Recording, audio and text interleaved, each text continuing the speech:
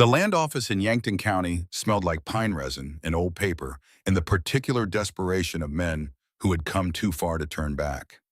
It was the third week of August 1887, and the clerk behind the counter had processed 43 homestead claims that summer alone. He thought he had seen everything the frontier could send through his door. Then Eleanor Marsh walked in. She was 62 years old, and she moved like a woman who had already decided the outcome of every argument she would ever have.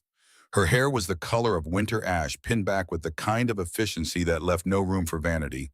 Her hands resting on the counter while she waited for the clerk to look up were the hands of someone who had spent decades in conversation with hard work. Not rough for the sake of roughness, worn in the particular way that tools wear smoothed in the places that matter, calloused where the pressure falls hardest. The clerk looked up, then he looked again. She placed $43 on the counter. The bills were folded inside a small leather pouch that she kept sewn into the lining of her dress, and she had counted them 3 times on the wagon ride into town, not because she doubted the number, but because the counting steadied her hands. She wanted to sign for 160 acres of Dakota prairie. The clerk picked up his pen. He set it down. He looked at the paperwork, then at the woman standing in front of him, then at the paperwork again. A woman past 60 alone signing for land that had broken younger settlers the winter before. He had seen the families leave, had watched wagons heading east in November carrying people whose faces had gone flat with the specific defeat of a dream that had not survived its first encounter with reality. The prairie did not care about optimism. It did not negotiate with hope. He picked up the pen again and said nothing because there was nothing to say. She signed her name in a careful, unhurried hand. Eleanor Marsh. The ink dried. The land was hers. She had arrived in Yankton County 3 weeks earlier with a wagon, 2 mules named after nothing in particular, and the $43. There had been a husband, Thomas Marsh, 58 years old, a carpenter by trade and a dreamer by temperament, who had believed with a particular conviction of men who had never seen a Dakota winter that the land rush represented the last great opportunity of their generation. He had not been entirely wrong about that. He had filed the claim in the spring of 1887, come out ahead of Eleanor to begin the cabin, written her letters describing the prairie in terms that made it sound like a painting rather than a problem. The grass goes on forever, he had written. You cannot imagine the sky out here. Come in August when the worst of the heat has broken. She had come in August. Thomas had been in the ground since June. A fever had taken him 14 days after he cut the first timber. The neighbors at Beaver Creek, a settlement that had grown fast since the land rush began in 1879, filling with families from Norway and Sweden and Germany, who brought old country farming and New World optimism in equal measure, had helped dig the grave and said the words, and then, with the practical kindness of frontier people, had offered to buy Eleanor a ticket back to Minnesota. She had looked at the grave for a long time. Then she had said no. The neighbors had exchanged glances over her head, the particular glance that passes between people who believe they understand a situation better than the person most directly inside it. They had let it go. They had their own preparations to make. Winter came to Dakota territory whether you were ready or not, and readiness was not a virtue but a requirement. Eleanor had watched them go back to their own claims, and then she had walked to the half-finished cabin on the rise above Beaver Creek and stood in the doorway, 4 walls of cottonwood logs. No floor, no proper roof. Canvas stretched over rafters where the ceiling should have been, and looked at what Thomas had started and what she had to finish. She had not cried. This was not because she did not grieve. She had loved Thomas Marsh in the careful, enduring way that people love each other after 30 years of shared weather, shared trouble, shared silence at the end of long days. The grief was there. It would stay. But it had to wait because there were things that needed doing, and the calendar had no patience for sorrow. She walked around the cabin's exterior until she found the cellar entrance. Thomas had started it before the fever took him. She lowered herself down with a rope and let her feet find the bottom. She stood there in the dark with her arms at her sides and counted. 3 feet. The bottom of the hole was 3 feet below the surface of the prairie. Eleanor Marsh stood very still in that 3-foot hole and felt something move through her that was not grief and not anger and not fear, but something older than all of those. Something that lived in the body before the mind had words for it. She pressed one hand against the earthen wall and closed her eyes. 3 feet, the same depth as her father's cellar in Minnesota, the same depth as every cellar she had ever seen on the frontier, the standard depth, the accepted depth, the depth that people dug because it was what people dug. She climbed back out and stood at the edge of the hole and looked at the sky and thought about her brother. His name had been Samuel. He was 9 years old in the winter of 1873, the youngest of the Marsh children, the one who laughed most easily and cried most honestly, and had a habit of talking to the animals as though they were capable of conversation, and simply choosing not to bother most of the time. He was the kind of child who made the people around him feel that the world was slightly more interesting than they had previously understood it to be, and Eleanor had loved him with the particular fierceness that older siblings reserve for the youngest, the one who still needs protecting, the one who has not yet learned that the world does not organize itself around their safety. The winter of 1873 in Minnesota had begun mild. This was a fact that Eleanor had carried in her body for 14 years, like a splinter that had worked its way too deep to remove. The winter had begun mild, and Eleanor, 26 years old, practical, observant, the one the family looked to for sensible judgment, had looked at the soft October sky and said to her father, "It doesn't seem like a hard winter coming. 3 feet should be enough." Her father had trusted her judgment.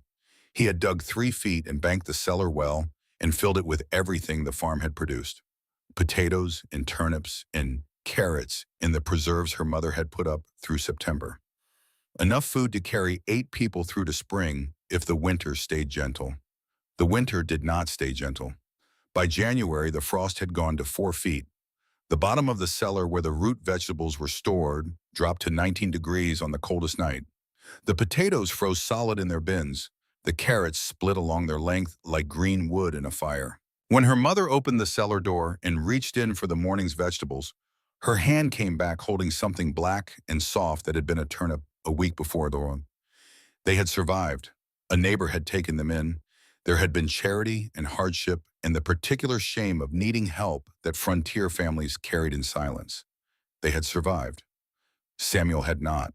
He had been cold, genuinely dangerously cold, and he had done what cold children do. He had looked for warmth in the only enclosed space he knew. He had climbed into the cellar and pulled the door shut behind him, looking for the potatoes, looking for something to eat, and the cold had found him there before anyone thought to look. Her father had carried him out the next morning. Eleanor had been standing in the doorway of the neighbor's house when her father came across the field. She had known from the way he walked, the way a man walks when he is carrying something he cannot set down. She was being still because she was working something out, and the working required more than thought. It required the body's participation, the feet on the ground, the hands at the sides, the full weight of a 62-year-old woman standing at the threshold of a decision that could not be undone once it was made. She was measuring the distance between what she had said in October of 1873 and what she was standing in front of now. She was measuring whether the 14 years between those two moments had changed enough about her to make a different outcome possible. She was asking herself with the rigorous honesty that she had developed specifically because dishonesty with herself had cost her a brother, whether she was capable of doing what she believed needed to be done. The answer she arrived at was not confidence. She had not been confident since the morning her father crossed the field. What she had instead of confidence was something more durable, the specific, undecorated clarity of a person who has learned exactly one thing at great cost and will not unlearn it. She knew what 3 feet looked like in January when the frost came hard. She knew it in her hands and her shoulders, in the particular hollow behind her sternum that opened when she thought about Samuel and closed only when she was moving, working, doing. She walked to the barn and found Thomas's shovel. She climbed into the 3-foot hole, and she began to dig. The first days were solitary. She did not tell anyone what she was doing, partly because she had not finished deciding how to explain it, and partly because she knew what the explanation would produce, the patient, pitying resistance of people who had survived by doing what had always been done, and who interpreted deviation from established practice as a symptom of grief or confusion, rather than a response to information they did not possess. She dug in the early mornings before the heat built, and again in the late afternoons after it broke. She fashioned a rope and bucket system to haul the excavated soil out of the pit, a simple mechanism that a 12-year-old could have built, but that took her 3 attempts to get right because the frontier did not come with instructions, and she had not done this before. The rhythm of it became the rhythm of her days. Dig, fill, haul, empty, dig again. The pile of excavated earth grew beside the pit, and the pit grew deeper, and the late August sky above her head grew smaller by degrees as the walls rose around her. The topsoil gave way to subsoil at 18 inches. The subsoil gave way to clay at 4 feet, and the clay changed everything. It was dense and packed and resistant in a way the topsoil had not been. Her shovel blade rang against it with a sound that sent vibration all the way to her shoulders. Her palms blistered, tore, and blistered again in the same places. She learned to grip differently, to let the tool do more of the work, to time her strikes, so the momentum of the blade supplemented the force of her arms. She learned this because she had to learn it. There was no one to learn it from. Thomas had been a carpenter, not a well digger.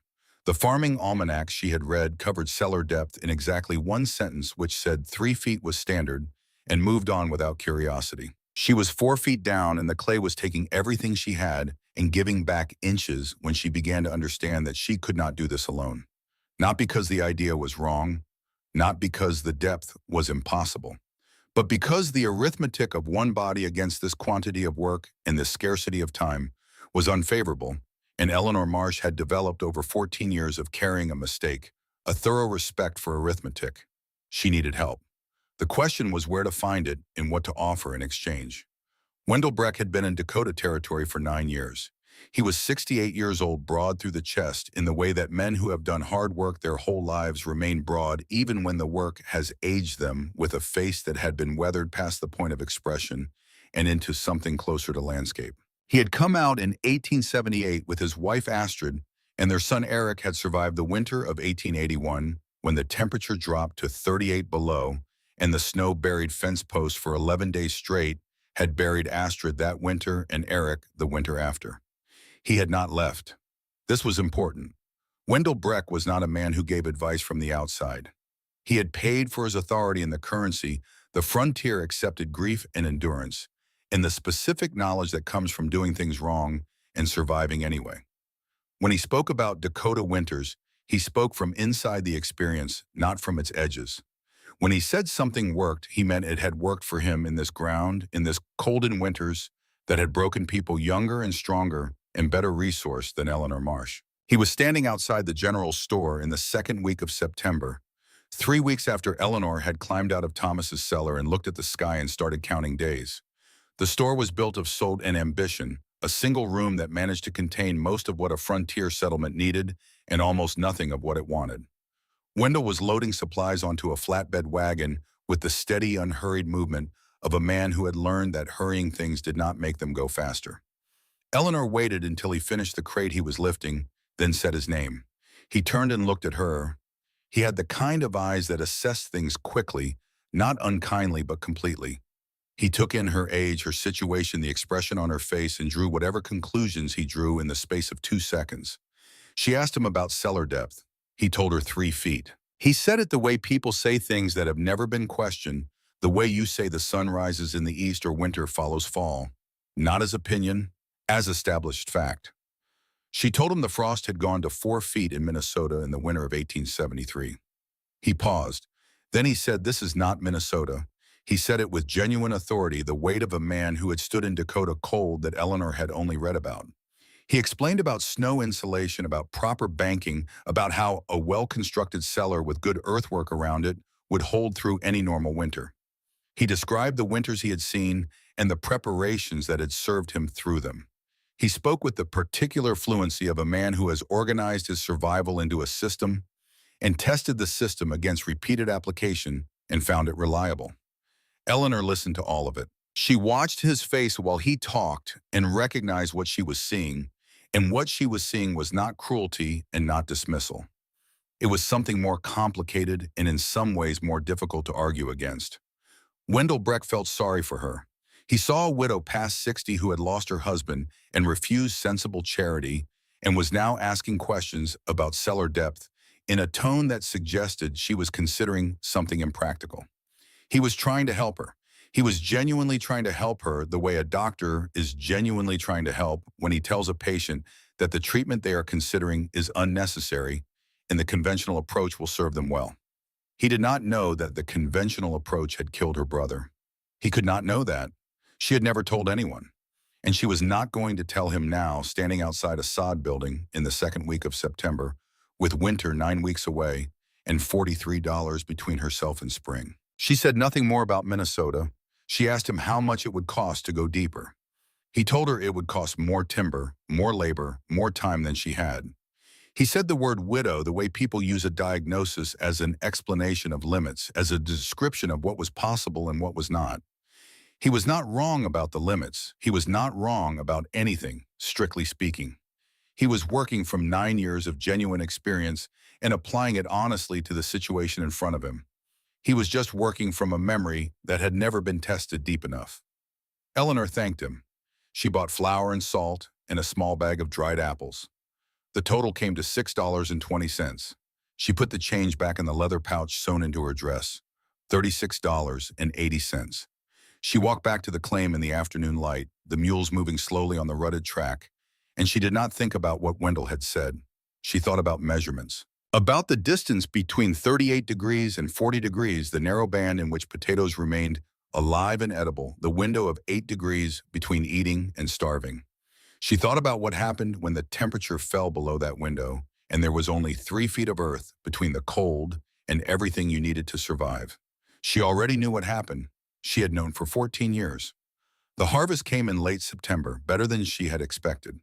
The previous homesteader had planted potatoes and turnips before abandoning the claim, and Eleanor had added rows of carrots and cabbages through the summer, working in the hours between the other work. She counted the yield in the long light of a September afternoon: 12 bushels of potatoes, 8 bushels of turnips, 6 bushels of carrots pulled clean from the loosening autumn soil, 3 bushels of cabbages dense and cold in the hand, 37 jars of preserved plums from the wild trees along Beaver Creek, which she had found in August and recognized with the particular gratitude that frontier people reserve for gifts they did not expect. She arranged everything in rows on the grass outside the cabin and looked at it the way you look at a calculation you are about to stake your life on. Because that was what this was. These bushels and rees were not abundance. They were the exact arithmetic of survival, enough food to carry 2 people through a Dakota winter, if none of it spoiled, if the temperature held, if the cellar was deep enough. 2 people. She had not been thinking of 2 people until that moment.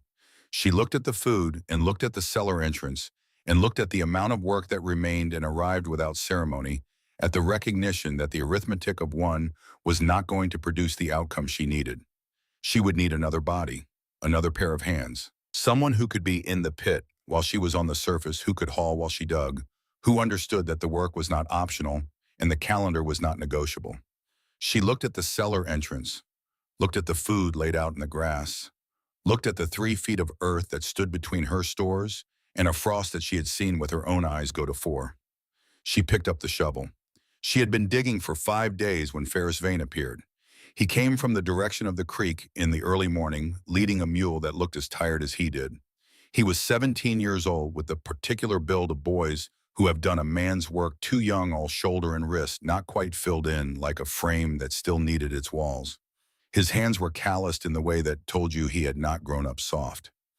His eyes were the color of creek water in October, and they were very steady. He stopped at the edge of the pit Eleanor was digging. She was 6 feet down by then. The soil had changed at 4 feet from loose prairie topsoil to dense packed clay that dulled her shovel blade and sent shockwaves up her arms with every strike. She had fashioned the rope and bucket system she had been using since the beginning, and the rhythm of it, dig, fill, haul, empty, dig again, had become the rhythm of her days. She looked up at the boy looking down at her. He said, "I heard you're digging deep." She climbed out of the pit and stood in front of him and looked at him the way she had looked at the harvest, carefully as a calculation. He was thin. He had the look of someone who had been eating adequately, but not well. But there was nothing uncertain in the way he stood. She asked him who had told him. He said Marta Gilland. He said Mrs. Gilland had told him Eleanor Marsh was digging a hole to China and was going to kill herself doing it. He looked at the pit, then he looked back at Eleanor. He said, "That's deeper than any cellar I've seen."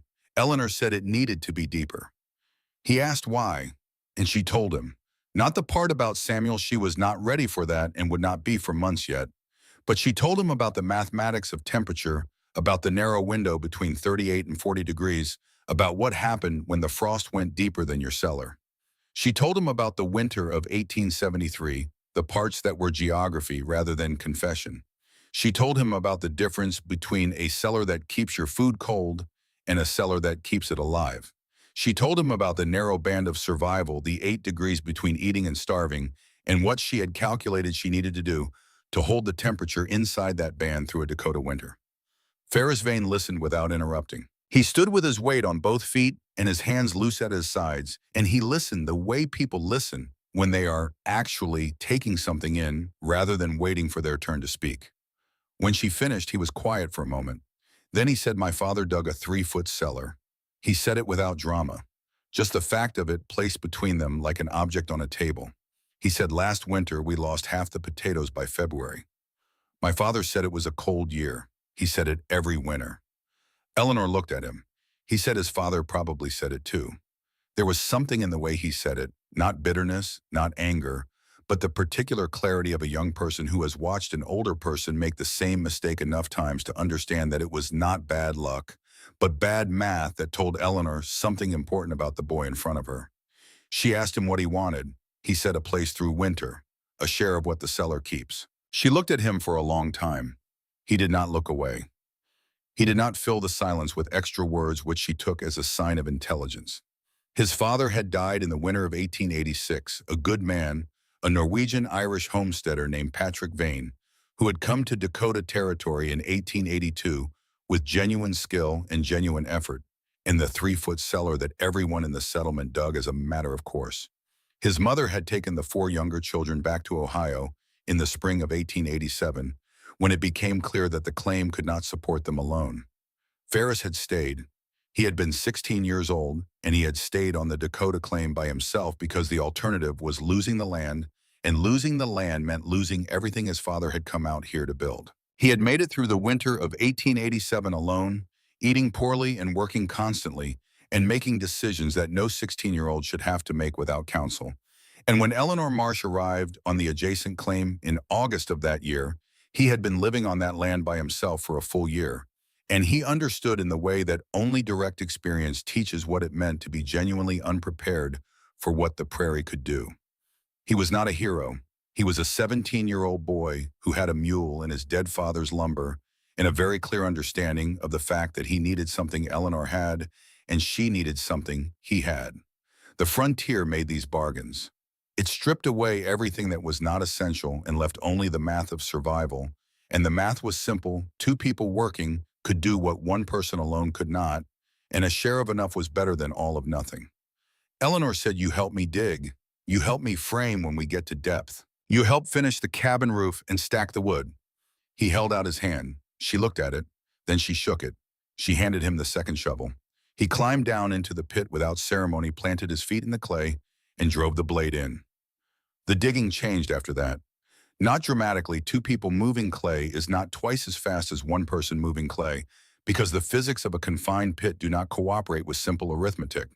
The space limited how many efficient angles were available, and coordinating 2 bodies in a hole required a rhythm that took several days to develop. But it changed in the way that presence changes things. Eleanor found herself pacing differently, stopping when her shoulders gave warning rather than when they gave out, eating at regular intervals because there was someone else eating across the fire. The work still hurt. It would always hurt. But it was no longer a solitary argument with the earth. They did not talk much. This suited them both. What talking there was tended to happen at the end of the day, sitting at the edge of the pit with their feet hanging over the side, looking at what they had done and calculating what remained. Ferris asked questions that were mostly practical about depth, about framing, about the ventilation system Eleanor had been working out on paper in the evenings. She answered them directly. He absorbed the answers and asked follow-up questions that told her he had actually thought about what she said rather than simply receiving it. Marta Gillen came by on the 4th day of their digging together. She was 47 years old, mother of 6, with the practical competence of a woman who had organized her life around the reliable unreliability of the frontier. She stood at the edge of the pit with her arms crossed and her expression moving through several adjustments before settling on worried. She was not unkind. She was simply a person who measured risk the way everyone in Beaver Creek measured risk against the standard of what had worked before against the accumulated practice of people who had survived by doing things the established way. She said, Eleanor, you are past 7 feet. Nobody digs 7 feet. She looked at Ferris, perhaps hoping for an ally, but Ferris was 6 feet underground, moving clay with the focused expression of someone who had decided where he stood and was not interested in revisiting the question. Marta said the walls will collapse. You'll break your neck on an icy ladder in January. You haven't finished the cabin. You haven't stacked enough wood. Eleanor looked up at her from the bottom of the pit. She said the frost went to 4 feet in Minnesota in 1873. Marta said, this is not Minnesota. Eleanor said, I know. The frost doesn't. Marta stood watching for a long moment. Then she said, you cannot do everything. The ground freezes in 6 weeks. Eleanor said, then I'll do this first. Why, Eleanor drove the shovel into the clay with both hands. She said, because the roof won't matter if I starve. Marta left without another word. She was not angry. Eleanor could see that. She was simply a person who had assessed the situation and concluded that the conversation was complete and further words would not change anything. She walked back toward the creek road with the purposeful stride of a woman who had 6 children and limited time and had made her position known and accepted that it had not been accepted. Eleanor watched her go, then went back to digging. The lumber situation resolved itself in an unexpected way 3 days after Marta's visit. Ferris had mentioned almost in passing on the evening he arrived that his father had left some materials in the barn on the old claim. He had been vague about the quantity and the condition, and Eleanor had filed the information and not pressed because pressing things before they were ready to move produced nothing useful. But on the evening of the 9th day, sitting at the edge of the pit in the dying October light, with the clay drying in layers on her hands and her arms aching from the shoulders down, Eleanor looked at the framing problem from a new angle. She had $7.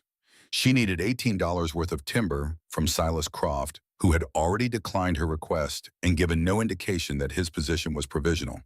She had the lumber she had purchased inadequate for the depth and whatever Ferris's father had left in the barn. She said, tell me about the lumber in your father's barn. Ferris was quiet for a moment. Then he said 6 oak posts, maybe 10 feet each, some pine planking, a few pieces warped but most solid, some shorter cross beams, rough cut. Eleanor did the calculation. She said, bring it in the morning. He looked at her. He said, what do you want for it? She said, I already have you for the winter. That's the trade. He said, the lumber was my father's. She said, I know. He was quiet for a moment in the dark. The first stars were coming up over the flat land, and the wind from the northwest had the edge in it now, the preliminary announcement of what was coming. After a while, he said, all right, I'll bring it in the morning. He said it simply without ceremony in the way that decisions get made when they are the right decisions, and both people already know it, and the only thing left is to say the words. The stars continued their rotation over the Dakota prairie, indifferent to the calculations of the people below them. Somewhere in Beaver Creek, Wendell Breck was asleep in a house he had kept for 9 years through force of will and stored experience. Somewhere in the settlement, families from Norway and Sweden and Germany were banking their 3-foot cellars with earth and trusting what had always worked. Eleanor Marsh sat at the edge of her pit and looked at the darkness going straight down into the earth and thought about what it would take to get 5 more feet and what 5 more feet would cost and what it would mean if the cost was paid and the depth was reached. She thought about a 9-year-old boy named Samuel who had talked to animals and laughed most easily and gone looking for something to eat in a hole that was not deep enough. She thought about the distance between what she had said and what had happened and the 14 years between them. She picked up the shovel. Tomorrow they would go deeper. The lumber arrived before sunrise. Ferris came up the creek road in the gray pre-dawn with the mule pulling a flatbed cart, and Eleanor heard the wheels on the frozen ground before she saw him. She had not slept. She had sat at the edge of the pit through most of the night, not from despair, but from the particular alertness that comes when a problem is close to either solution or collapse, and the mind refuses to stop working the numbers. She walked out to meet him as he pulled the cart to a stop. The lumber was rough. Ferris's father had cut it himself from cottonwood and oak the spring before he died. stacked it in the barn with the careful optimism of a man making plans for the next season. It had been sitting there for 18 months, weathering in the Dakota air, warping in places, checking along the grain in others. Eleanor ran her hands along each piece in the gray light, the way she had run her hands along the cellar wall, pressing, testing, listening to what the wood told her. It was not what she would have chosen from a lumberyard with money in her pocket and time on her side. But the frontier did not offer what you would have chosen from a position of adequacy. It offered what existed and asked you to be smarter than the gap between what you had and what you needed. Eleanor had been doing that kind of mathematics since August. She was practiced at it now. She stepped back and looked at the full inventory. Croft's posts from the earlier purchase, Ferris's father's oak and pine, the cottonwood logs she had been cutting from the creek bank through September whenever the cellar work allowed. She arranged them in her mind the way a carpenter arranges materials before a job, not as individual pieces, but as a system, where the strength needed to be, where she could afford to economize, where a weakness in the framing would matter and where it would not. The corner posts were the critical piece. Everything else could be improvised with sufficient care. The corners could not. They carried the full load of whatever went above them, and 15 feet of depth meant the walls were subject to lateral pressure that 3-foot and 4-foot cellars never encountered. She needed the oak at the corners. The pine could fill the walls. She said it'll work. Ferris looked at the pile with the careful skepticism of someone who had learned through direct experience to distinguish between optimism and engineering. He said, "Are you sure?" She said, "No. But it's what we have, and it's enough if we build it right." He nodded once, and that was the end of the discussion, and they went back to digging. October arrived with a change in the light. The prairie sun, which had beaten down with genuine heat through July and August, began its autumn retreat lower in the sky each morning, giving illumination without warmth, casting shadows that stretched long across the grass by mid-afternoon. The nights dropped below freezing for the first time in the second week of the month, and Eleanor would wake in the pre-dawn to find frost on the canvas that still covered half the cabin roof and feel the urgency of it like a hand pressing between her shoulder blades.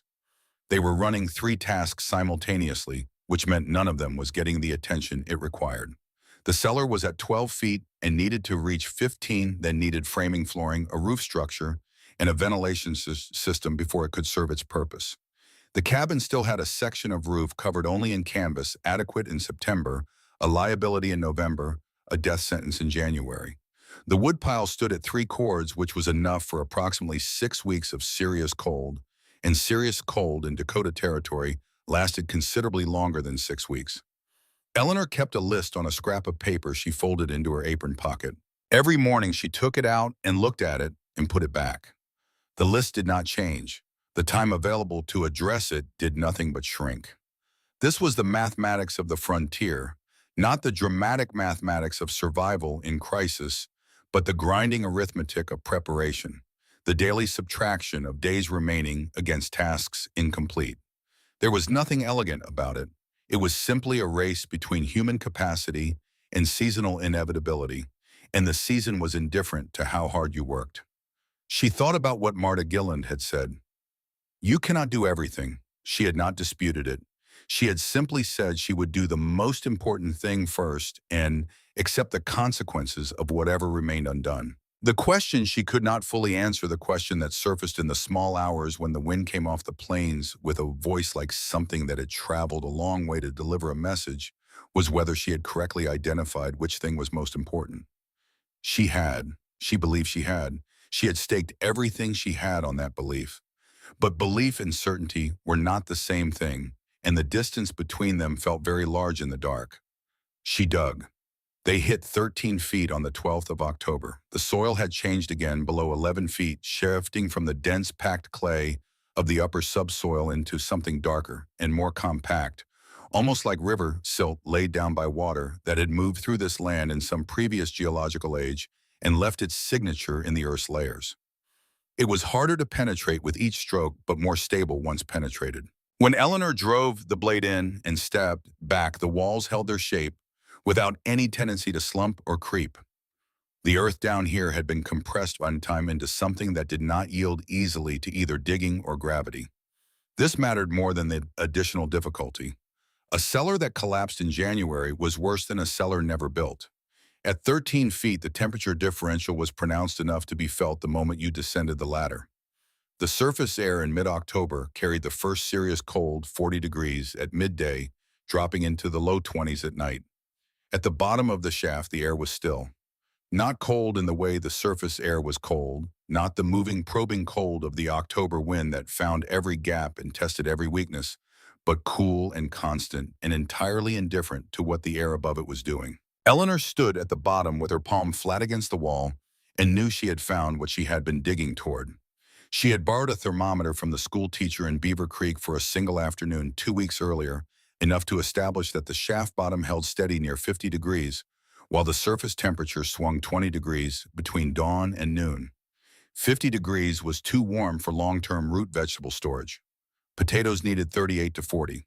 Warmer than 42 and they sprouted, softened, went inedible by February. But 50-degree, buffered by the mass of earth surrounding it, and managed with a ventilation system she had been working out on paper since September, could be brought down to the target range and held there throughout a Dakota winter. She explained this to Ferris on the climb back up. He said, "So the cellar itself isn't cold enough yet." She said, "Not yet. We let the cold in at night through ventilation pipes. Cold air is heavier than warm air and sinks.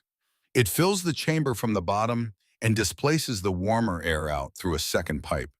During the day, we seal both pipes and the earth holds the cold the way a stone holds warmth." Ferris thought about it. He said, "Like filling a jar with cold water and putting the lid on before the water can warm up."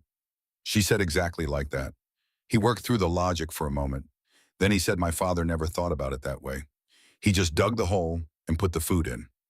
Eleanor looked at the pit around them, at the walls that had taken 6 weeks of daily effort to produce, at the depth that everyone in Beaver Creek had told her was unnecessary and dangerous, and the project of a woman who had let grief compromise her judgment. She said, "Hope is not a plan." She did not say it harshly. She said it the way you state a fact that has cost something to learn, not as a judgment of Ferris's father, who had been a practical man doing what practical men did, but as a description of what she had come to understand about the difference between the two things that people sometimes confused. Ferris heard the cost in it.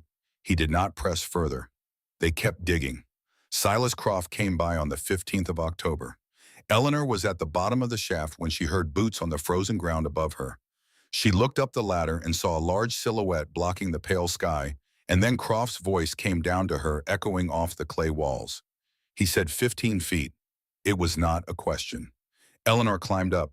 She stood in front of him with clay on her hands and her hair loose from its pins and looked at him steadily. Silas Croft was 55 years old, built like the timber he sold, with a reputation in Beaver Creek for driving bargains that left the other party technically satisfied and practically diminished. He had turned down her request for credit 2 weeks earlier with the patient finality of a man who had made a business decision and saw no reason to revisit it. He was not dishonest. He simply understood the mathematics of scarcity and applied them without the softening that sentiment would have introduced. He said he had heard she was going to 15 feet. He said he had not believed it. He said he had come to see for himself. He looked into the pit for a long time. He had the eye of a man who worked with structural materials and understood what depth meant in terms of shoring requirements, in lateral pressure, and the risk of catastrophic failure.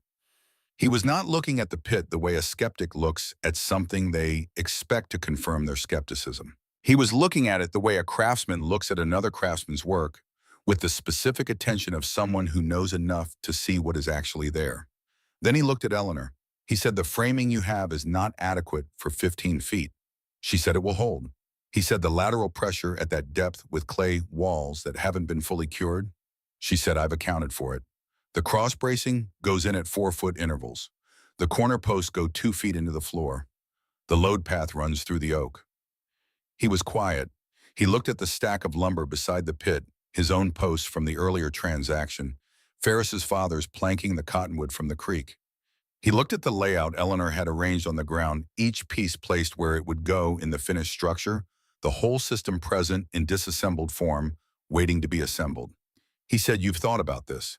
She said, "I've thought about nothing else for 2 months. Something shifted in his expression. Not quite softening. Something more like the adjustment a careful man makes when he realizes that a situation he assessed quickly and dismissed requires a second and more deliberate look. He said, "You're still short on wall planking. The walls need full coverage at this depth, or you'll get slippage during the spring thaw. She said, I know, I have $7. He stood up. He looked at her for a long moment without speaking.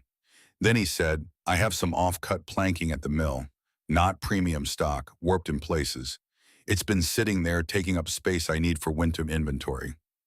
She looked at him. He said, don't read anything into it.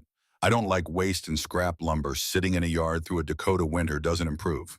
Carrying it out here cost me a delivery, which costs less than the space. She said, all right. He said, I'll send it tomorrow morning. He walked back toward the creek road, and Eleanor watched him go, and she thought about the way that practical people sometimes did generous things and required that the generosity be called something else in order to be comfortable with it, and she let it be what he said it was. The planking was the planking. It would do the job regardless of what the transaction was called. The off-cut planking arrived the next morning on a cart driven by one of Croft's workers, who unloaded it without ceremony and left. Eleanor ran her hands along each piece. Some of it was warped, as Croft had said. She sorted it by degree of warp setting and aside the worst pieces and arranging the rest by where they would be least structurally critical. By the end of the morning, she had a revised framing plan that incorporated everything available and put the strongest material where the strongest material needed to be. The math for the first time since September worked. Marta Gillen came back in the third week of October. She brought a jar of preserved beets and an expression that was trying to be kind and settling for honest. She stood at the edge of the now 14-foot pit and watched Eleanor and Ferris working below for a while before she spoke. Then she said, the cabin roof is still half canvas. Eleanor said, I know. Marta said the temperature dropped to 18 last night. Eleanor said, I know. Marta said, Eleanor. She said it with the specific weight of a name used to call attention to what a name contains. She said, you are one bad storm away from losing the roof, losing the wood supply, and freezing to death in a cabin that isn't finished. The cellar will not save you if you freeze before January. Eleanor stopped digging. She climbed the ladder and stood at the surface and faced Marta directly. She said, how deep is your cellar? Marta said, 3 feet. Same as everyone. Eleanor said, and your potatoes last winter. Marta said some froze in February, but that was a cold year. Eleanor said they all say that. Every winter, that's hard, they say, it was a cold year. And then the next winter comes, and it happens again, and they say it again. Marta was quiet for a moment. Eleanor said, I know the cabin isn't finished. I know the wood isn't stacked. I know the math doesn't work. She picked up the shovel. She said, but the roof won't matter if I starve in March. The wood won't matter if everything I've stored is frozen black by February. I have to do this first because this is the thing that everything else depends on. Marta looked at her for a long time. The kind of look that moves through disagreement and counter-argument and comes out the other side into something more complicated. Not agreement exactly, but the recognition that the person in front of you has made a decision that did not come from logic alone and will not be changed by logic alone, that comes from somewhere deeper and older than argument. She said, you're going to kill yourself doing this. Eleanor said, then I'll die doing the right thing for once. The words came out before she had assembled them fully, and they hung in the October air between the two women, and Eleanor did not take them back because they were true in a way she had not intended to be true out loud, and Marta heard them as true, and that was the end of the conversation. Marta set the jar of beets on the ground at the edge of the pit and walked back toward the creek road without another word. Eleanor looked at the jar for a moment. Then she climbed back down and went to work. They reached 15 feet on the 29th of October.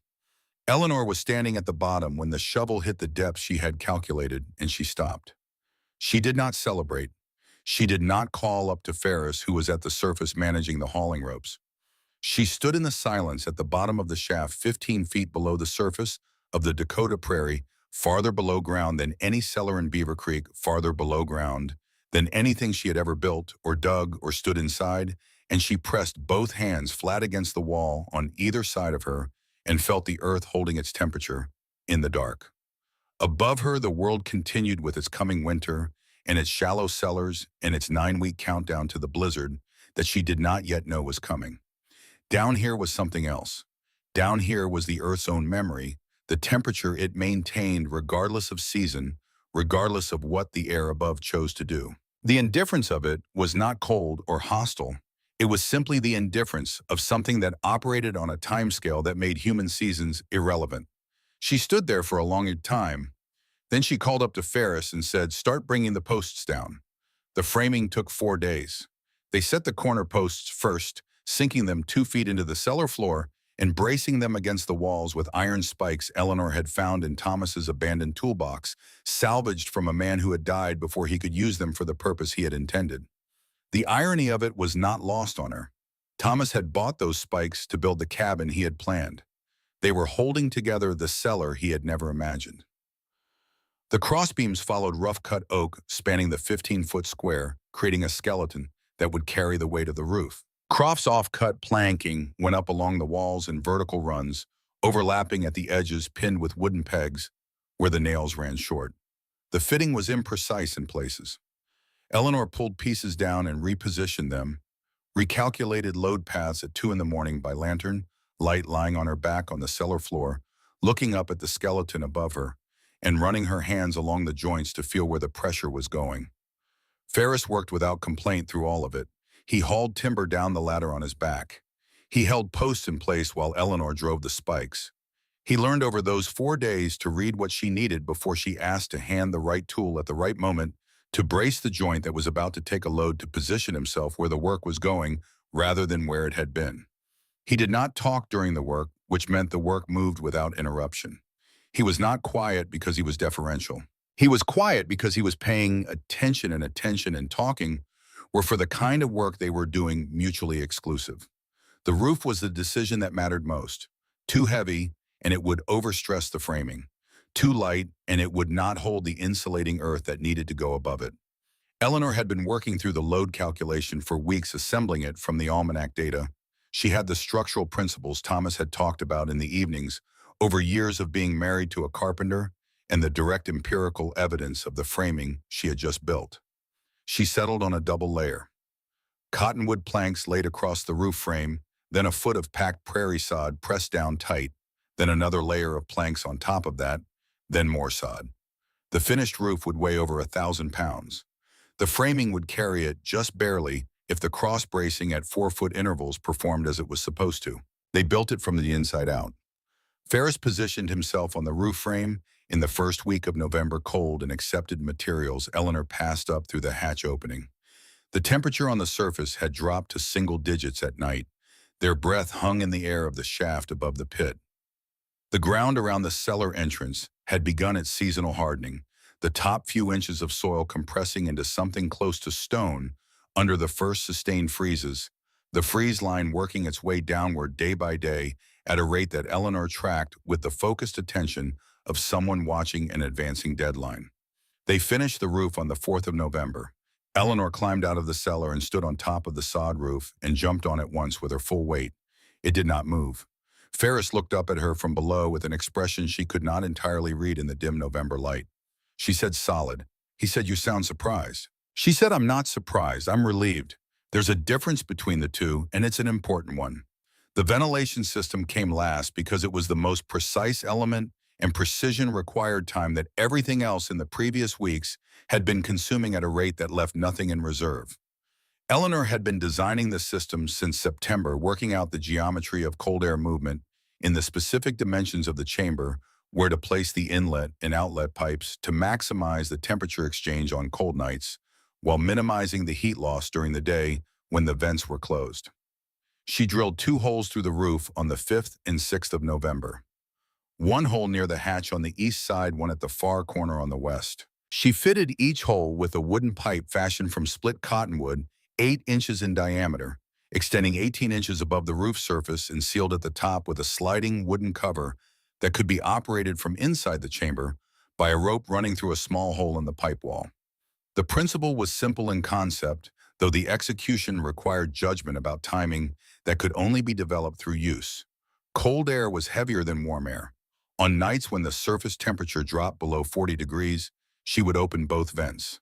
The cold air would descend through the inlet pipe, being heavier than the air already in the chamber, and fill the space from the bottom upward, displacing the warmer air out through the outlet pipe as it rose. She would close the vents before dawn, before the surface temperature began its morning rise, and the earth surrounding the chamber would hold the accumulated cold through the day, the way a stone holds warmth not perfectly but persistently.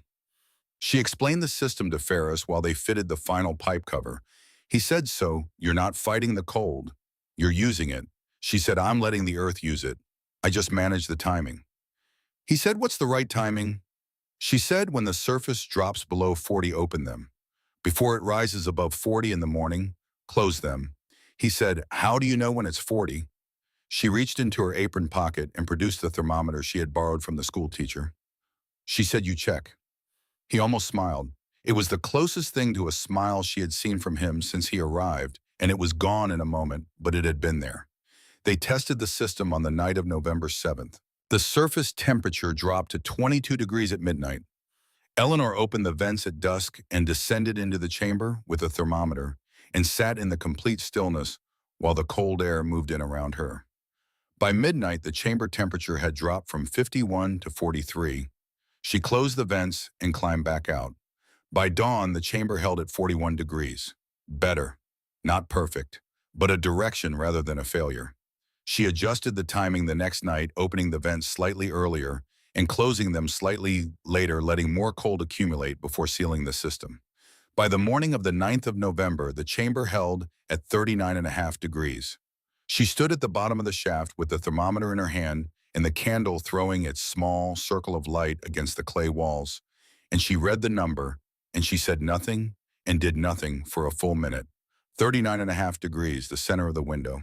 The temperature at which potatoes remain firm and alive and edible from October to April. She had built what she set out to build. Now it had to be filled. They filled the cellar on the 10th and 11th of November. 12 bushels of potatoes went down the ladder in slatted wooden bins that Eleanor had built through September from salvaged lumber, elevated off the floor on wooden pallets to keep the air circulating beneath them. 8 bushels of turnips took the east wall, similarly elevated and similarly ventilated. The carrots went into boxes packed with dry straw roots pointing downward, the straw providing both insulation and the moisture regulation that kept carrots from desiccating through a long winter's storage. The cabbages she hung from the roof frame on short lengths of rope, their outer leaves wrapped in damp burlap, suspended in the air of the chamber, where the even temperature would keep them longest. The 37 jars of preserved plums went into the southwest corner, separated from the root vegetables by 3 feet of open air, because preserved fruit continued to cure slowly through the winter and produce small amounts of biles in the process. Eleanor had read about the effect in a farming almanac, and her mother had taught her the same principle without explaining the mechanism. The old knowledge and the documented knowledge in this case were the same knowledge. When the cellar was full, Eleanor stood at the bottom with the thermometer and the candle and looked around at what she had built and what she had put inside it. The chamber smelled of earth and root vegetables and something harder to identify, something that was not quite a smell, but a quality of the air, a density, a fullness. It was the smell of preparation completed, not safety. The word was too absolute for what she had, which was a structure built of imperfect materials by imperfect hands against an adversary whose plans she could not fully know. But the temporary cessation of the specific dread that had been running beneath everything since August, the dread that she was repeating a mistake she had already paid for once. The mercury settled, 39 degrees. She read it 3 times. Then she looked around at the bins and boxes and hanging cabbages and the walls she had shored and the framing that would hold and the ventilation pipes that would do their work through the winter nights. And she let herself have exactly one moment of something she had not allowed herself since Thomas died, and she stood looking at his grave and decided not to leave. One moment of quiet, one breath drawn and released in the 39-degree darkness 15 feet below the surface of the Dakota prairie. Then she climbed the ladder. Ferris was standing at the cabin door watching her when she came out into the November air. She said 39 degrees. He said, "Is that right?" She said, "That's exactly right." He was quiet for a moment. Then he said, "So it worked." She said, "Ask me in January." She went inside to begin the next problem because the frontier did not grant rest. Only the brief interval between one crisis and the preparation for the next. The cellar was finished and the temperature was right and the food was stored and winter was coming and there was still not quite enough wood and the cabin banking needed another layer and the moles needed more feed than she had planned for. The list in her apron pocket had not gotten shorter. But one line had been crossed off.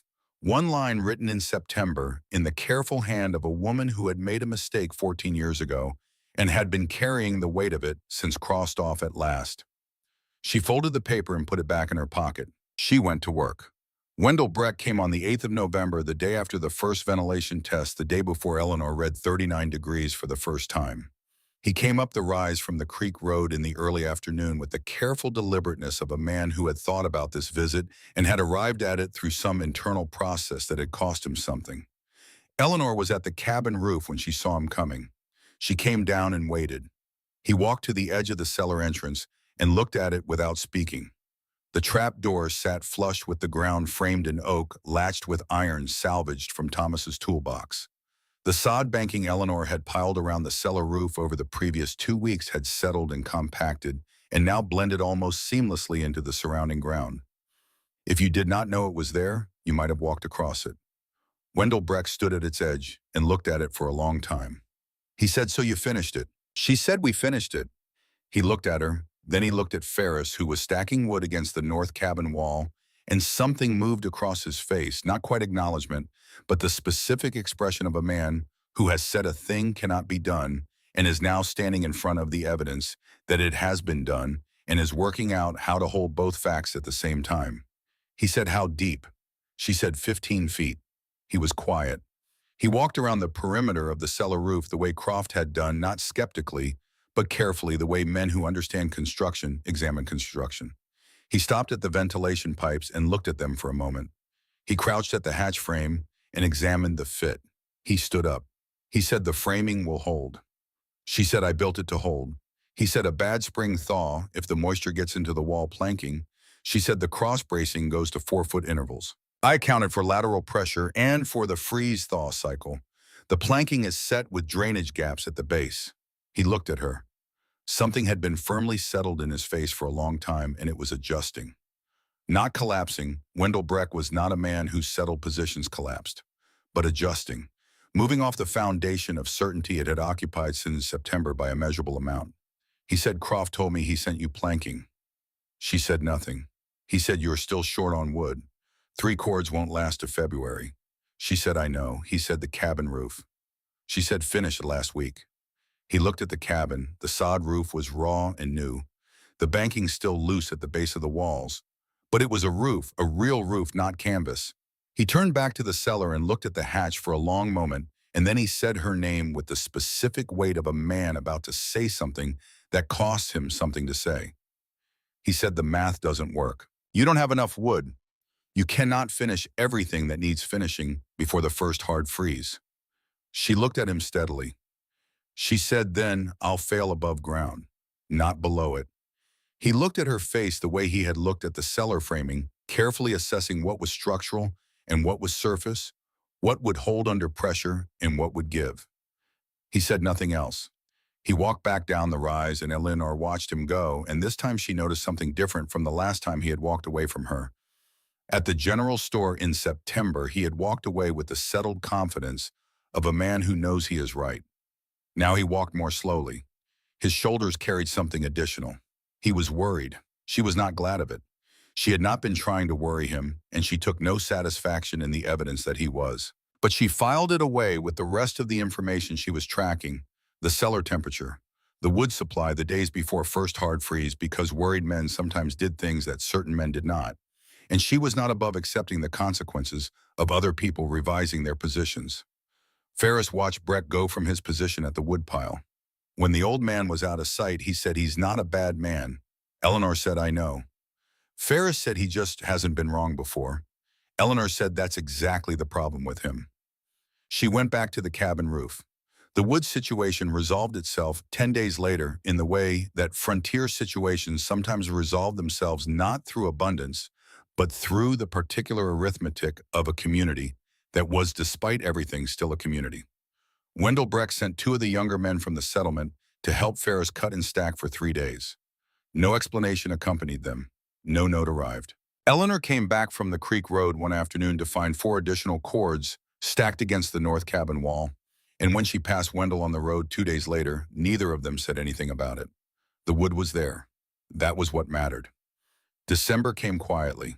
The first thing Eleanor noticed about it was the quiet. The prairie in summer had its own continuous sound, the conversation of wind through grass, insects, the creek talking to its banks, the ambient noise of a living landscape. November had brought the silence of things shutting down, the last birds leaving the creek slowing toward ice. But December brought something different from either of those. Not the absence of sound, but the presence of a deeper silence, the silence of a world that had finished its preparations and was now simply waiting for whatever was going to happen next. Eleanor checked the cellar every morning at first light. She would unlatch the trap door and descend the ladder with the borrowed thermometer and a candle and stand at the bottom of the shaft and read the number. She did this the way she had done the cellar calculations, not from anxiety, but from discipline. The number was information, and information told you where you were. Anxiety was what happened when you stopped gathering information and started imagining instead, and Eleanor Marsh had no use for imagination where facts were available. The first week of December, 38 degrees. The potatoes firm in their bins. She would press a thumb against one not hard enough to bruise, just enough to feel the resistance. The specific firmness of a vegetable that was cold and alive and intact, holding all its potential through the winter, the way a seed holds its season. The cabin held heat better than she had allowed herself to expect. The sod roof provided genuine insulation that canvas had only approximated. The banking kept the worst of the wind from working at the foundation. The south-facing window Thomas had specified in his letters and Eleanor had installed in November caught what winter sun there was and pulled it into the interior through the coldest hours of the day. The two mules in the corner contributed warmth in the entirely unsentimental way of large animals' body heat was body heat regardless of the feelings of the bodies producing it. December was cold but survivable.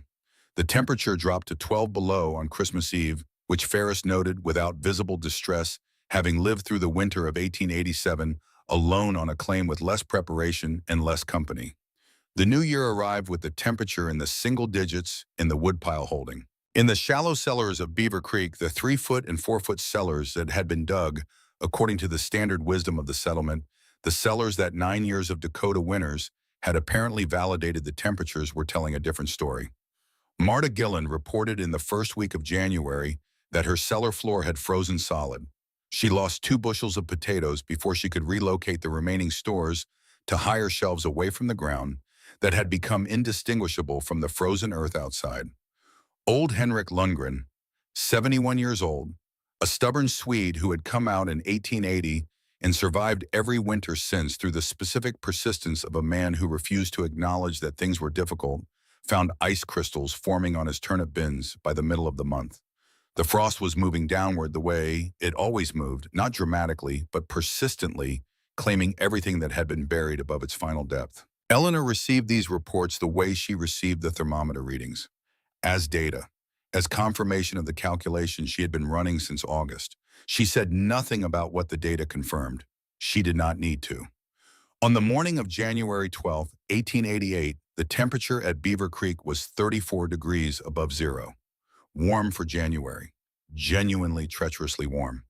The kind of warmth that arrives in the middle of a Dakota winter, like a letter from somewhere more forgiving, carrying the sensory memory of easier seasons. Children went to school that morning without their heavy coats.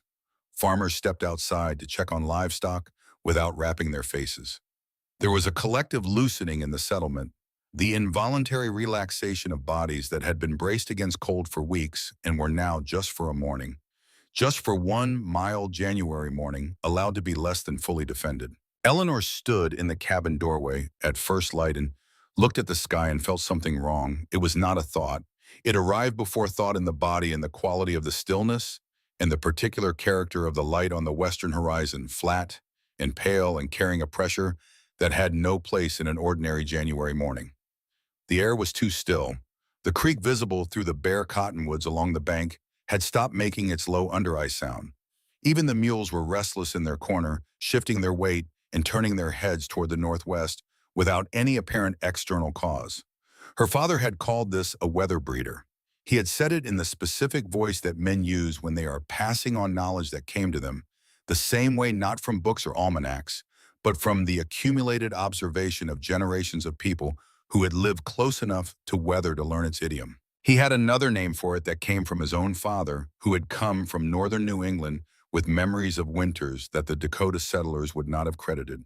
He called it the wolf's smile, the warmth before the killing cold, the moment when the prairie displayed its teeth by hiding them. Eleanor turned from the doorway. She said, "Ferris." He looked up from the stove where he was adding the morning wood.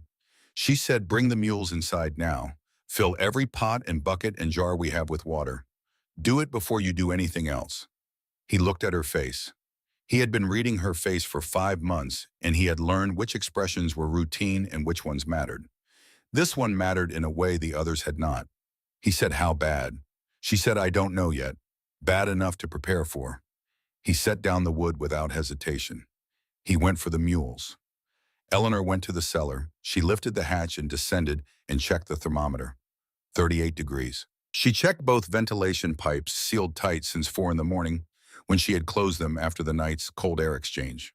She checked the hatch latch and then wedged a large stone against the base of the frame as additional security against whatever was coming from the northwest.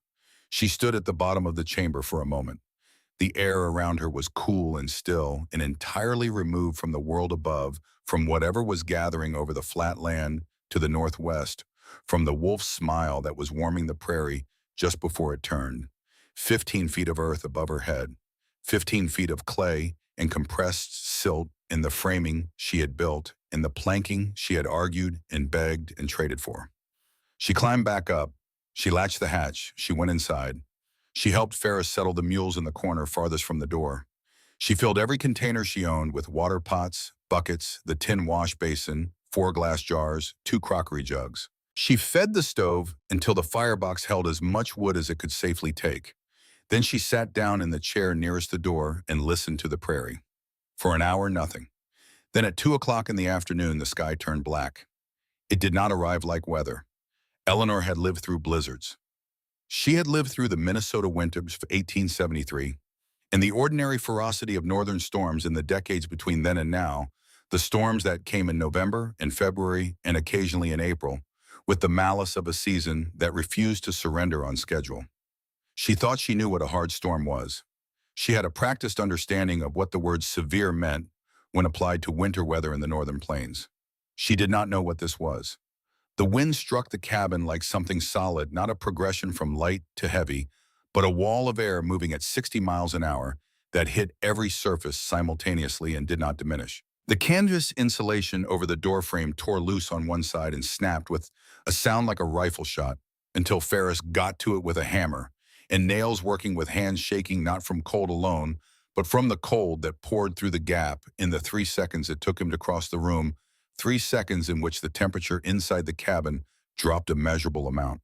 Eleanor watched the cabin thermometer.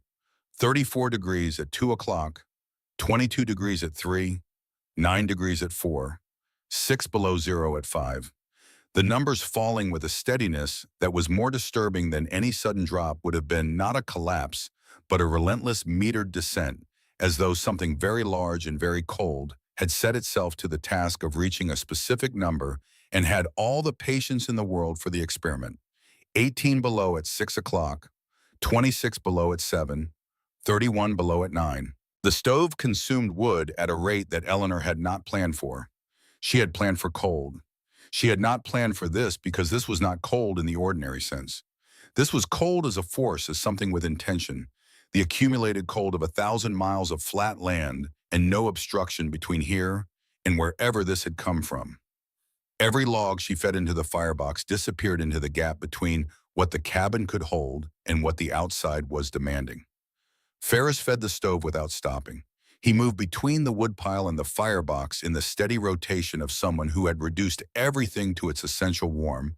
Get the wood, put it in. Get more wood, put it in his face in the firelight, focused and young and utterly committed to the immediate task. Eleanor watched him work and thought about the winter he had spent alone, on the adjacent claim, the winter that had made him this capacity for sustained effort without complaint, this ability to do what was needed without requiring that it be something other than what it was. The mules pressed against the far wall with their heads down, enduring in the bovine way of large animals that have no alternative to endurance. At some point in the deep of the night, after the wind had been screaming for 8 or 9 hours without any sign that it remembered how to be anything else, Ferris sat down against the wall beside the stove and looked at Eleanor. He said, "How long can a storm like this last?" She did not answer immediately. She was thinking about the cellar, about 15 feet of earth and the temperature she had read that morning. About every other cellar in Beaver Creek, Marta Gillen's 3 feet, Henrik Lundgren's 4 feet, Wendell Breck's well-banked and carefully constructed 4 feet, and what a night like this was doing to all of them right now. The frost was going deep tonight. She could feel it in the way you feel things that you have been paying attention to for a long time, not as a specific sensation, but as a certainty that occupied the body rather than the mind. The frost was going deep, and everything that had been buried at the standard depth was going to be tested in ways it had not been built to withstand. Ferris said her name. She looked at him. She said, "I don't know how long it will last, long enough to matter." He was quiet. The fire crackled. Outside, the wind found a gap somewhere at the corner of the roof, and the sound it made there was the sound of something very large, testing a door, probing for weaknesses, looking for the place where the construction was insufficient. After a while, he said, "Why did you stay?" "In Dakota, after Thomas died, when everyone said to go back to Minnesota." Eleanor looked at the stove. The storm pressed against the walls. The fire worked steadily against it. In the corner, the mules breathed with the slow patience of large animals that have decided that waiting is the entire job. She said, "I need to tell you something about Minnesota." She had not planned to tell him. She had imagined at various points over the previous months that she would carry the knowledge of Samuel's death and her part in it to whatever ground received her. Eventually, that it would remain what it had been for 14 years, something buried at a depth that no one else would reach. But the storm had stripped away the possibility of strategy. There was nothing in the cabin except cold and firelight and the specific honesty of people who are sitting beside a stove in a blizzard that may or may not be survivable and have stopped performing for each other because performance requires an audience and an expectation of tomorrow. She told him about Samuel. She told him about the winter of 1873, about the mild October and the soft sky, and the judgment she had offered her father about what the winter would do, about the depth she had recommended and the confidence with which she had recommended it, and the 14-year-old memory of her father walking across the field with his youngest child in his arms. She told him the part she had never told anyone, that the decision to dig 3 feet had been hers, that her father had trusted her judgment and acted on it, and the action had been insufficient, and her brother had died because of an insufficient cellar that she had recommended and her father had built. She said, "I have been digging toward 15 feet for 14 years. Every decision since that morning coming out here refusing to leave the depth, all of it has been about getting the depth right." She stopped. The fire worked. The wind argued with the roof. Ferris was quiet for a long time. Then he said, "And if the cellar holds tonight?" She said, "Then Samuel died because of a mistake I made, and I built something real from the mistake.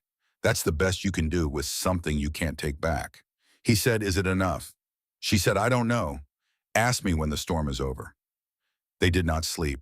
They sat beside the stove and fed it through the night and listened to the storm trying to come through the walls, and Eleanor thought about her brother and about the depth of the earth and about the narrow distance between 38 and 40 degrees that she had spent 2 months of her life and everything she had learning to create and hold. The storm lasted 3 days. When the wind finally stopped on the morning of January 15th, the silence arrived so abruptly that Eleanor's ears registered it as a sound in itself, a sudden ringing absence where there had been constant noise for 72 hours. She sat for a moment adjusting to it. Then she went to the door. The drift against the north wall of the cabin had reached the roof line. The south side was scoured clean, the prairie there exposed down to grass that had been compressed flat by the wind. Every familiar reference point in every direction had been altered or buried the landscape she had been learning since August remade overnight into something that would take days to learn again. The sky above it was pale blue and perfectly clear and offered light without warmth, without apology, without any acknowledgement of what it had permitted in the darkness below it. The temperature had stabilized at 27 below zero. Eleanor dressed in every layer she owned. She found the shovel and went to work on the drift over the cellar entrance. Ferris worked beside her. They dug for 2 hours through snow that the 3 days of 60 miles an hour wind had packed to the consistency of wet cement before the blade finally struck the wooden hatch frame. The leather hinges had frozen solid. Ferris returned to the cabin and came back with a kettle of water that had been sitting near the stove and was still warm. He poured it carefully along the hinge line, and they waited, and then Eleanor put both hands under the hatch edge and lifted, and it opened. She climbed down alone. The ladder rungs were cold, but not iced. The air in the shaft was dark and still, and she lit the candle she had brought and descended through it down through 15 feet of earth that had held its position, while the world above it was being remade down into the chamber that smelled of root vegetables and damp wood, and the specific stillness of a place where temperature does not change with the season. She reached the bottom. She held the candle up. The potatoes sat in their slatted bins, firm and pale and entirely unaffected. She pressed her thumb against the nearest one. The resistance was exactly what it should be, the specific firmness of a vegetable that had been kept at the right temperature through the right number of days. Alive, intact, the same as they had been in November. The carrots in their straw boxes were crisp, the straw around them dry and undisturbed. The cabbages hung from their ropes in exactly the positions they had occupied since she hung them, their outer leaves slightly damp from the humidity of the chamber, their hearts solid and unchanged. She picked up the thermometer. She held the candle close and read the number. 37 degrees. During the worst blizzard in the recorded history of Dakota Territory, during 3 days of wind at 60 miles an hour, in temperatures at 31 below zero, during a storm that had dropped the temperature 65 degrees in 7 hours, 15 feet below the surface of the prairie, in a chamber built by a 62-year-old widow with $7 in borrowed lumber and salvaged iron spikes in the memory of a 9-year-old boy who had gone looking for potatoes in a hole that was not deep enough. The temperature had dropped 1 degree. 1 degree. Eleanor sat down on an overturned crate. She did not cheer. She did not feel the clean brightness of vindication, the particular satisfaction of having been right when everyone said she was wrong. What she felt was older than that and quieter than that.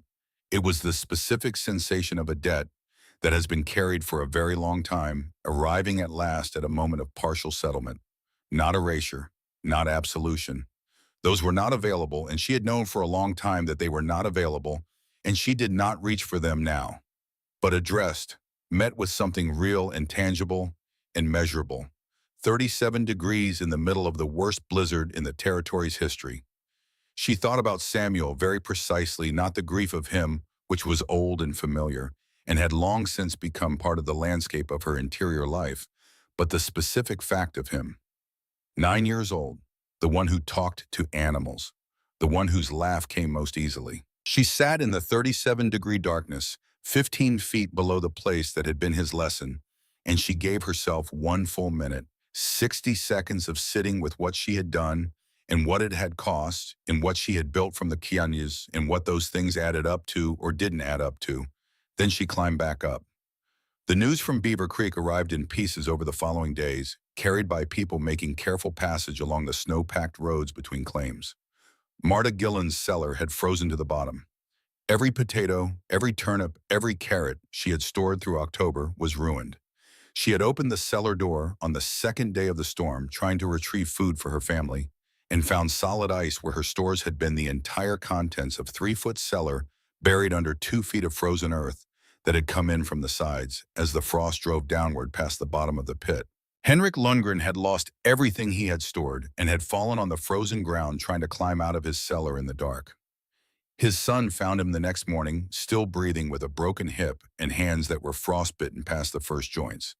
He would survive, but the winter would be very long, and recovery from the hip would be longer. Silas Croft lost the stores in his secondary cellar, the one he kept for the workers at the lumber operation, and lost the bottom 18 inches of potatoes in his main cellar, which was 4 feet deep and better constructed than most of what was in the settlement. He spent the day after the storm sorting his remaining stores, separating the salvageable from the ruin. Wendell Breck's cellar, the cellar of the man who had buried a wife and a son and earned 9 years of genuine authority in Dakota Territory, had frozen 4 inches into the potato bins. He stood in it on the morning of January the 15th and sorted what remained by lantern light, and made the calculation that every frontier family made when their stores were compromised. How many people, how many days, how far to spring? The answer was not far enough. He came on the 16th. Eleanor saw him from the cabin window before he reached the door coming up the rise from the creek road with his hat held in both hands instead of on his head, which told her everything she needed to know about the nature and purpose of the visit. He was 68 years old. He had survived 9 Dakota winters. He had buried the people he had come here with and built something real from what the winters had left him. And he had told Eleanor Marsh in September of 1887 that a widow woman alone could not dig deep enough to matter. And he had believed it when he said it, and he had continued to believe it through October and November and December and into January until the morning of the 15th, when he stood in his frozen cellar and held a ruined potato in his hand and understood with the specific, undeniable clarity of direct evidence that he had been wrong. She opened the door before he knocked. He looked at her. The cold had made his face redder than usual, or perhaps it was something other than cold. He turned his hat in his hands, a slow, unconscious rotation. He said, "I heard your cellar held." She said it held. He said, "I heard it's 37 degrees down there." She said it was 37 when I checked after the storm. 38 this morning. The hat turned in his hands. He said, "My potatoes are frosted 4 inches into the bins. My turnips are gone. My wife is rationing what's left, and we both know what's left isn't going to last." He stopped. He started again with more deliberateness. He said, "I came to ask if you might be able to spare some, if you have any extra after what you need for yourselves." He said it the way a man delivers a sentence he has rehearsed steadily, precisely allowing it to be what it was, without trying to make it into something easier. Eleanor looked at him for a long moment. She thought about the general store in September, about the word widow said like a diagnosis, about the particular weight of a man's settled certainty and what it felt like when it pressed down on you from a height you were not supposed to have climbed to. She did not think about it with bitterness. She thought about it the way you think about weather that has moved through, with recognition, with the understanding that the man in front of her had done what he knew and built what the territory had taught him to build and earned every bit of his authority honestly, and his authority had simply not been tested at the depth this winter had reached. He could not have known what he did not know. Nobody could. She said, "Do you have grandchildren at home?" He said, "3.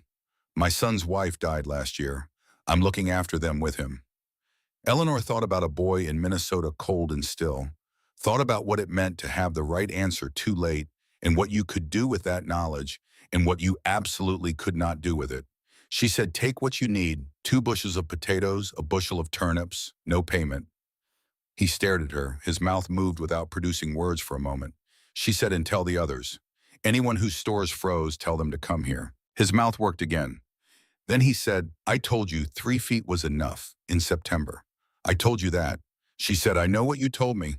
He said, "I was wrong." She said, "Yes." One word, stated simply as a fact that was true and required no decoration and no softening and no diplomatic revision. She said it without emphasis and without triumph because it was true, and they both knew it, and the truth between them did not need help from either end. He put his hat on his head. He nodded once with the slight stiffness of a man performing an action that costs him something. He said, "I'll send word to the others." Eleanor opened the hatch and descended and filled 2 sacks with potatoes and 1 with turnips.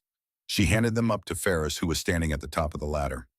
Wendell Breck lifted the sacks and carried them down the rise toward the creek road without looking back.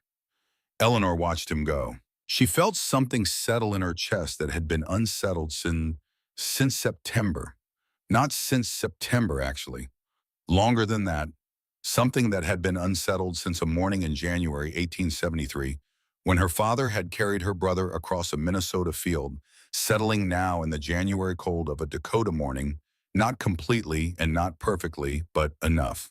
Enough to be felt as something other than its absence. They came throughout January and into February. Families Eleanor had never spoken to descended the ladder of the deep vault and filled their sacks with what she had put up in October. Neighbors who had laughed at the depth of the pit in September climbed down into it in January with their eyes directed at the floor and their arms ready for whatever she would give them. Every person who came down that ladder saw the same things: the firm potatoes in their elevated bins, the crisp carrots in their straw, the cabbages hanging motionless from the roof frame, and the thermometer reading 38 or 39 degrees, while outside the temperature stayed below 0, and the frost line sat at 5 feet or deeper through the settlement. Marta Gillen came on the 19th of January with her eldest daughter. She took 3 bushels of potatoes and stood at the bottom of the chamber for a moment before climbing back up, looking at the framing and the ventilation pipes and the thermometer with an expression that had moved through admiration into something more personal, the specific look of a person who is measuring the distance between what they said and what turned out to be true. She said at the top of the ladder, "I told you that you were digging to China. I told you it was madness. Eleanor said you weren't wrong about the risk. I almost didn't finish." Marta said, "But you did finish. And because you finished, half the families in this settlement are not starving right now." Eleanor said, "Next year, dig to 10 feet. Line the walls with planking. Keep your apples away from your potatoes." Marta said, "Why the apples?" Eleanor said, "Apples give off something that makes potatoes sprout faster and go soft." Old knowledge. My mother taught me, and her mother taught her. Marta looked at her for a moment. Then she said, "They're calling it the deep vault. That's what people say when they talk about it." The deep vault held. The deep vault answered. Eleanor said nothing. She was thinking about Samuel, about what the knowledge she had carried for 14 years had purchased and what it had not purchased, and how to hold both of those things at the same time without requiring them to resolve into something simpler. She said finally, "I didn't save anyone. The earth saved them. I just dug deep enough to let it." Silas Croft came in the last week of January with a wagon and took 6 bushels for the families north of Beaver Creek who had lost everything in the storm. He drove the wagon himself. He descended the ladder and stood at the bottom and examined the framing with a professional eye. He ran his hand along the cross bracing at the 4-foot interval and pressed on the corner post where it met the floor. He said the cross bracing held perfectly. She said, "I know." He said, "I have good oak at the mill. When you want to reframe the entrance properly in spring to replace the cottonwood with something that'll hold another 20 years. She said, "I'll let you know." He climbed back up. He did not offer payment for the 6 bushels. She did not ask for it. The transaction was complete in the form it had taken, and adding a financial dimension to it would have changed what it was in ways that neither of them wanted. By the middle of February, the worst of the cold had broken, in the way that Dakota winters eventually broke, not all at once but incrementally, the temperature climbing back through the minus numbers into the single digits, which felt like something approaching mercy after what had come before. Eleanor still checked the cellar every morning. The urgency of it had changed character. It was no longer the urgent checking of something that might fail at any moment, but the habitual confirmation of something that had proven itself. The thermometer read 39 degrees and held there. The stores she had given away through January and into February had reduced the inventory significantly, but what remained was more than sufficient for 2 people through to April, and April was not far. She sat at the edge of the cellar hatch one morning in late February when the temperature had climbed to 15 above zero, and the sun was making its first real argument for the end of something and the beginning of something else. The prairie in every direction was white and flat and enormous and entirely indifferent, which was what the prairie always was. It did not change its nature based on what had happened on it. It had been here before Eleanor Marsh and would be here after, and the winter of 1888 was already just one more layer in its depth. She thought about Thomas, who had believed in this land and died before he could see what it would ask of the people who stayed on it. She heard his voice in her mind examining the cellar framing and finding the places he would have done differently, and she let herself hear it for a while. He had been a good carpenter. He would have built something better with the materials she had. But he had not been here to build it, and she had built what she could build, and it had held. She thought about Samuel, about the distance between what she had done in 1873 and what she had done here, and whether that distance could be measured in a way that meant something. She decided that arithmetic was not the right framework for what she was trying to measure. The response to a mistake was not a cancellation of the mistake. Samuel was not less dead because the deep vault had held at 37 degrees. She knew this, and she held it cleanly without trying to arrange it into something more comfortable, because comfort was not what she had been working toward. What she had been working toward was this: a thing done correctly at cost in the right direction. You could not undo a mistake, but you could do something real with it if you lived long enough and dug deep enough. The doing did not balance the ledger, but it was real. The potatoes that had gone up the ladder and into people's sacks through January were real. The grandchildren eating on Wendell Breck's claim through February were real. The 11 families who would dig deeper cellars in the spring were real, and the winters they would be better prepared for were real, even if she would not live to see all of them. That was the best you could do with a thing like that. She had said it to Ferris in the dark during the storm, and she still believed it in the February sunlight.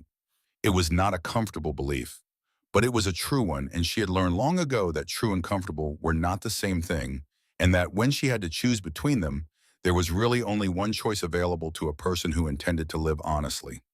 She stood up from the edge of the hatch. She folded the list from her apron pocket and looked at it. Every line was crossed off now. She put it back and went inside. By the spring of 1888, 4 families in Beaver Creek had begun planning deeper cellars. By the following fall, the number had grown to 11. The designs varied. Some went to 8 feet, some to 10, a few attempted 12, but all of them followed the same principle that Eleanor had built her cellar on, and the blizzard of 1888 had demonstrated beyond any remaining dispute: the earth holds steady where the air does not. Wendell Breck dug a new cellar that summer. He went to 9 feet with proper timber framing and ventilation pipes built on the design he had examined in Eleanor's yard.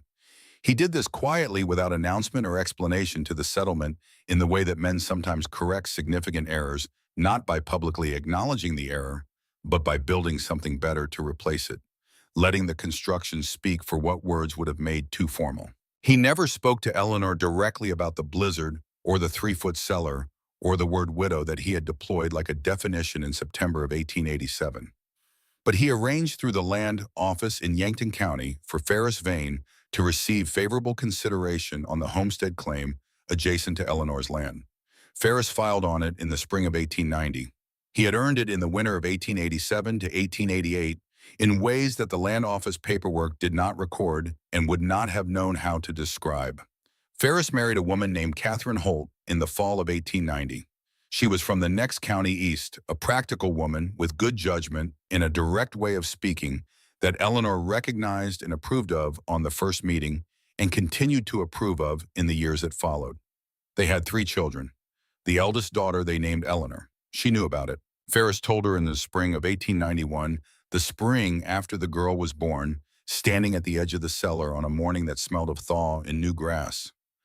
Eleanor said, "That's not necessary." He said, "I know it isn't. We wanted to." She looked at him for a moment, the boy who had appeared at the edge of her pit in early October of 1887, with a tired mule and his dead father's lumber and eyes the color of creek water, and then she went back inside without saying anything else, because there was not anything else appropriate to say, and she had learned a long time ago to leave things that were complete in their completeness.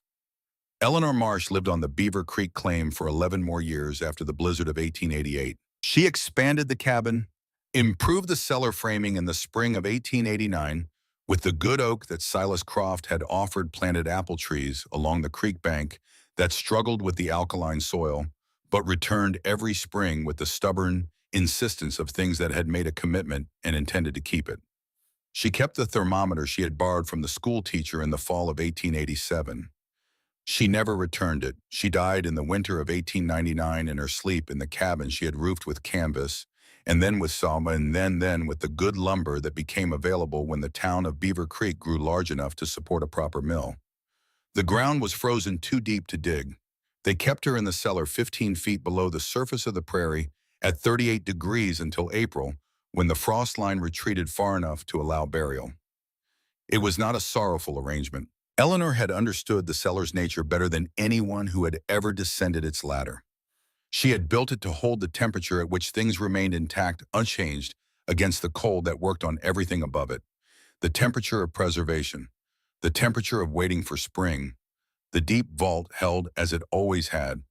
40 years later, on a morning in late April, when the prairie grass was coming up green through the remnants of the last frost, and the cottonwoods along Beaver Creek were putting out their first leaves, a man named James Vane stopped his truck on the road that ran past the old marsh claim and got out. He walked across the field to the place where the trapdoor still sat in the ground-weathered gray, the oak frame darkened by 4 decades of Dakota weather, slightly sunken at one corner, where a long-ago frost heave had shifted the framing. The leather hinges had been replaced with iron at some point. The latch was rusted but functional. The sod roof below was indistinguishable from the surrounding field except by someone who knew what they were looking for. James knew what he was looking for. He had been coming to this hatch since he was a boy, when his grandfather Ferris had brought him here and stood in this same spot and told him about the winter of 1888 and the woman who had built this. His grandson was with him now. 12 years old, named for no one in particular, a new name for a new generation the way names went. The boy stood beside James and looked at the old hatch set in the field and waited. James said, "That's the deep vault. A woman named Eleanor Marsh built it in 1887. She dug it 15 feet deep when every person she knew told her 3 feet was enough." The boy looked at the weathered wood. He said, "Why, 15, James said, because she had seen what 3 feet looked like when a bad winter came. She had made a mistake once that cost her something that couldn't be given back, and she spent the rest of her life making sure she never made the same mistake again." The boy thought about this. He said, "Did it work?" James looked at the hatch for a long time before he answered. He thought about his grandfather, who had spent a winter at 17 working beside Eleanor Marsh and had talked about her for the rest of his life without making a drama of it, just mentioning her the way you mention something that shaped you matter-of-factly as part of the accounting of what a life had contained. He thought about the winter of 1888 as his grandfather had described it, the temperature the 3 days the families coming up the rise with their hats in their hands. He thought about what it meant that this hatch was still here, still holding its shape in the field 40 years after the woman who built it had died and been kept in it through a winter that would not let her go to the ground. He said it worked. When the worst winter anyone in this territory had ever seen came through, in January of 1888, the deep vault was the only cellar in Beaver Creek that held. She kept food for herself and gave the surplus to families whose stores had frozen. She fed people through January and February and into March from a cellar that everyone had told her she couldn't build and didn't need. The boy was quiet for a moment. He said, "Did people remember her for it?" James looked at his grandson. He looked at the boy's face, which was young and serious, and asking an honest question about whether doing the right thing at significant cost was the kind of thing that got remembered. He said she didn't want to be remembered for it. When people called it the deep vault and said the deep vault saved them, she said she hadn't saved anyone. She said the earth saved them. She said she just dug deep enough to let it do what it does. The boy considered this. He said that sounds like something a person says when they don't want to take credit for something. James looked at him. He said, "It does sound like that, but I think she meant it. I think she had done something very hard for reasons that belonged entirely to her, reasons that had nothing to do with what other people thought of her and everything to do with what she thought of herself and what she owed to a mistake she had made a long time ago. She got what she needed from it. The rest was just the earth." He put his hand on the boy's shoulder. They stood there together in the April morning, looking at the trap door in the field. Around them, the prairie spread in every direction, enormous and indifferent, and currently temporarily beautiful in the specific way of northern plains in early spring, the light long and golden, the grass, the particular green of things that have been under snow for months and have come back anyway. The cottonwoods along the creek were full of the sound of wind and new leaves. Below the hatch, 15 feet down, the earth held its temperature, 38 degrees, the same as it had held through the night of January 12, 1888, when the temperature above it fell to 31 below zero, and the wind screamed at 60 miles an hour, and the frost drove past 5 feet into the ground of the settlement and took everything that had been buried too shallow. 38 degrees. The same as it would hold next winter, in the winter after, in the winters after, those patient and constant and entirely indifferent to the seasons cycling above it, to the years accumulating on the surface, to the generations of people who came and went and argued about depth and were proven right or wrong or somewhere between those things. The earth did not keep score, it just held. James took his hand from the boy's shoulder. They walked back to the truck together through the April grass. He did not look back at the hatch. He did not need to. He had stood at that trap door enough times over enough years that he carried it with him. Now the weathered oak, the darkness below the ladder descending into the one place on the whole flat prairie where the cold could not reach, where the temperature did not change with the season, where a 62-year-old widow with $7 and a dead brother's memory had dug until she found the depth that the frost could not follow. The truck started. They pulled out onto the road. 38 degrees, still holding.